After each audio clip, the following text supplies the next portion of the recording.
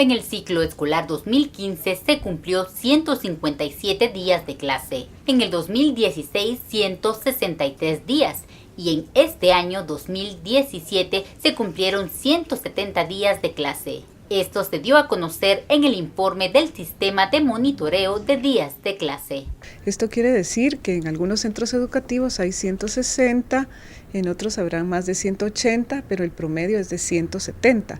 Significa que todavía hay un esfuerzo que hacer para alcanzar los 180 días de clase, pero es de reconocer que sí hubo un esfuerzo por aumentar los días de clase. Ayudó bastante que el Ministerio de Educación emitió una disposición para concluir el ciclo a finales de octubre. Entonces se pudo reponer algunos días perdidos. La información inicial docente también fue tema en el informe que presentó Empresarios por la Educación, en donde se aceptan los cambios del magisterio a bachillerato a través del Acuerdo Gubernativo 247-2017. Estamos de acuerdo en que hay que continuar fortaleciendo la formación inicial docente en las universidades del país, pero sobre todo pues también garantizar que los docentes que se formen y que tengan las competencias puedan ser tomados en cuenta en los procesos de selección para las plazas que se tengan que ocupar. También se dieron algunas recomendaciones.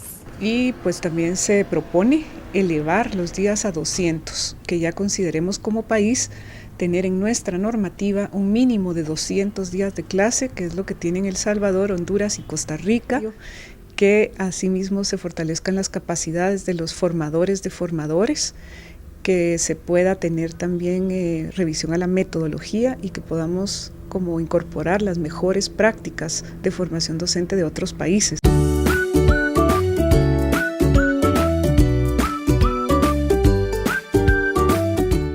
Llamadas ilimitadas todo diciembre, desde 299 quetzales. Tigo presentó. Buenas noches, estamos en Sin Filtro, hoy viernes 8 de diciembre y el gran tema que obviamente tenemos que evaluar a fin de año, entre muchos otros temas como la economía, como la seguridad, la educación no puede quedar atrás. Y el informe que ha presentado Empresarios por la Educación, un trabajo formidable acerca de la medición de días que los niños van a clases y también que los maestros van a clases, eso que tiene un impacto en la calidad y en la eficiencia y en la eficacia del sistema educativo de Guatemala.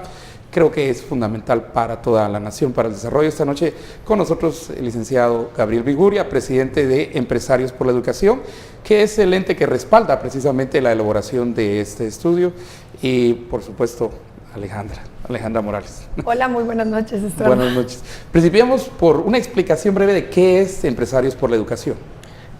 Muy buenas noches, un gusto estar aquí presente. Y Empresarios por la Educación es una organización compuesta por empresarios, por entidades, fundaciones, gente altruista que cree en la educación, y tenemos la misión de ayudar a fortalecer la calidad educativa en Guatemala. Entonces es un grupo diverso, ¿verdad?, de gente que cree en el país, que cree en la importancia de la educación, y nos hemos dado a la misión de ver cómo complementamos al final la misión del Ministerio de Educación para poder fortalecer la educación en todos sus diferentes ámbitos. Tiene ya desde el 82, Empresarios por la Educación como entidad trabajando en diferentes temas de educación. Es algo tan amplio y es algo en lo que al final creemos que es de los pilares básicos, ¿verdad?, de nuestra sociedad, y por eso es tan importante el trabajo de siempre seguir fortaleciendo la calidad educativa, porque al final los niños son el futuro de nuestro país.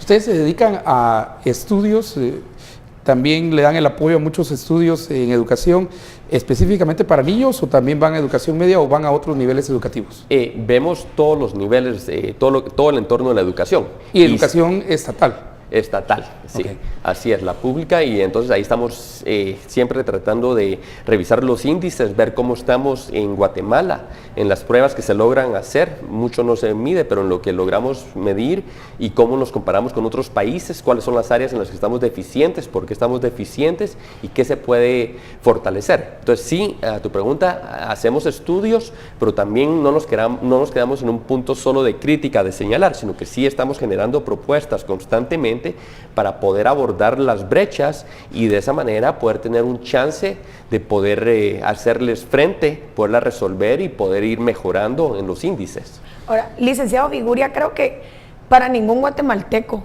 es ya un secreto que el tema de la educación es una de las debilidades pues más grandes que tiene el Estado y podría convertirse también en una de las mayores ventajas que pudiéramos tener como sociedad. Pero ¿cómo nace esta iniciativa? ¿Cómo pueden ustedes observar estas debilidades más allá de lo que el día a día vamos viendo, sino cuáles son esos datos reveladores que llevan a este grupo a organizarse y tratar de hacer algo en pro de la educación de los guatemaltecos? Bueno, esto surge mucho de iniciativas como el PREAL y otros que básicamente fueron iluminando a nuestros países en Latinoamérica y señalándolos a un nivel alto que si no hacíamos algo urgente, diferente, por abordar temas claves como la educación, nuestros países en verdad se iban a quedar en un rezago macabro.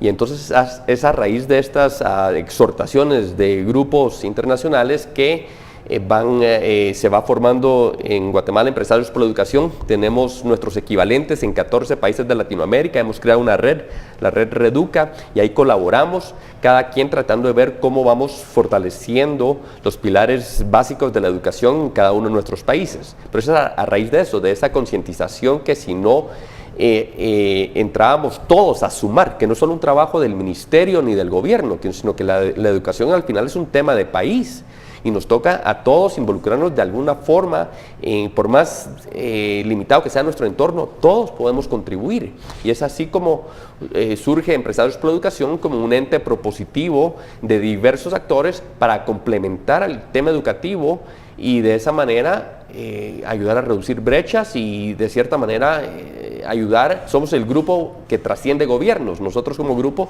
seguimos aquí y colaboramos con universidades, con otros diferentes grupos, redes como la Gran Campaña por la Educación. Hemos ido creando o colaborando con diferentes grupos que también están involucrados en la educación. No es un esfuerzo solo nuestro, sino como muy importante el trabajo en equipo.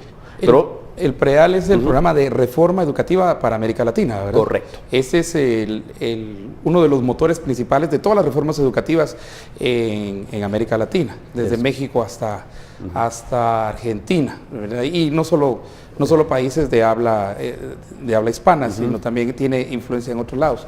¿Contra quién competimos? Precisamente hablando, aquí hay una pregunta interesante acerca de la competencia de Guatemala. Si no estamos bien educados, estamos compitiendo ¿contra quiénes? ¿Quiénes son nuestros competidores en el mundo? Gracias por esa pregunta, me fascina, porque al final no podemos seguir en una burbuja que creemos que todo lo que pasa en Guatemala se queda aquí y estamos compitiendo contra nosotros mismos. Estamos en el siglo XXI, en un mundo globalizado, y la competencia es muy dura. Entonces, cuando nos ponemos nuestros sombreros de exportadores, por ejemplo, en mi caso, y salimos a ver la competencia que tenemos contra todos los demás países, al final el mundo está plano ahora. Ahora es muy fácil para cualquiera poder poner sus productos y servicios en cualquier lugar, en cualquier momento. Con la digitalización y la expansión de la información. Y entonces el tema es, a tu pregunta, estamos compitiendo contra todo el mundo.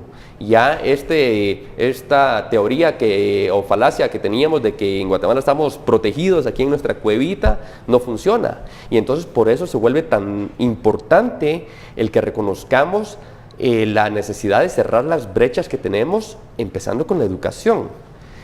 Tenemos al final índices bastante duros, pero lo que no se mide no se mejora. Entonces lo importante es cómo vamos resolviendo esos índices para poder ir logrando equipararnos con otros países y creando condiciones para que podamos ir reduciendo la pobreza, generando oportunidades de desarrollo reales para nuestros jóvenes y que también, muy importante, los contenidos que estamos generando, que estamos transmitiendo y el modelo educativo que en verdad sea pertinente a las necesidades del siglo XXI.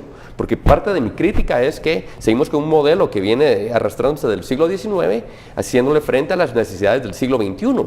Y entonces no estamos siendo congruentes con las necesidades actuales y entonces tenemos un desconecte entre las capacidades que se están generando y las necesidades de las empresas, de los negocios con los que se sale a competir fuera.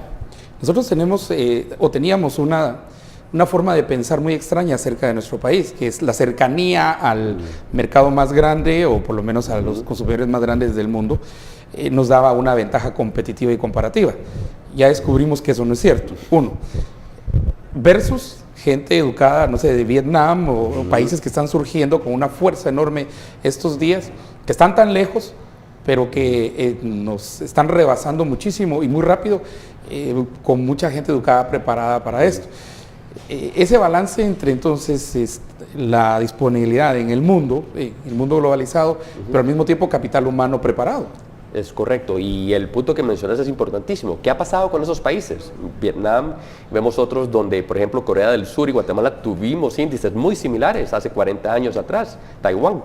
Sí, ahora es una vergüenza compararlo. ¿Qué pasó? ¿Por qué nos dejaron atrás? Lo que pasó es que ellos le apostaron a la educación y fueron consistentes en esa visión y en su ejecución de esos planes. Ellos han sido bien consistentes, ellos no han descuidado la educación, sigue siendo al final uno de los pilares clave, le siguen apostando a todo nivel. Y al final, al punto que el maestro es una figura muy respetada en esas sociedades, ¿verdad? Es uno de los pilares claves, que es algo que yo añoro, que me gustaría que a eso podamos llegar en Guatemala, ¿verdad? Que al final nuestros maestros sean de las figuras principales de la sociedad, y la consistencia, el tener esa visión de largo plazo y no retroceder. Aquí lo que pasa es que las políticas educativas las estamos parando cada vez que hay cambio de gobierno, y entonces eso no funciona.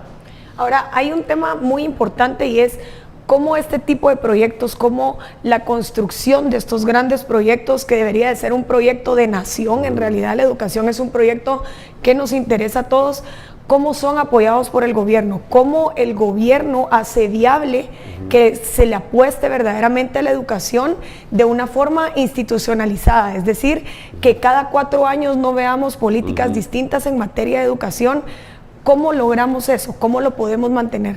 Requiere un poquito de madurez y de visión, creo yo, porque al final el tema que mencionas muy importante es que cada 4 años viene una propuesta nueva de educación. Todo el mundo, todos los candidatos le apuestan a educación, salud, etcétera, y son los mismos temas, y cada uno trae, según ellos, fórmula mágica, ¿verdad? Aquí no hay fórmula mágica, aquí es bien importante el enfocarnos en continuidad, cerrar brechas, la capacitación docente, el mejorar la capacidad de nuestros docentes, que es el principal pilar de la calidad educativa, y de ahí a todo el entorno en el que se educa, etcétera. Entonces, es un tema más de tener la madurez de entender la importancia de continuidad, ¿verdad? Tener esa visión de largo plazo, continuidad, y en verdad apostarle a la educación con programas que van más allá de donde estamos hoy. Para darles un ejemplo ahorita, el reto que tenemos es que aún con los incrementos que se le dio al Ministerio de Educación en el presupuesto, es alrededor de 80, por lo menos 80% de todo el dinero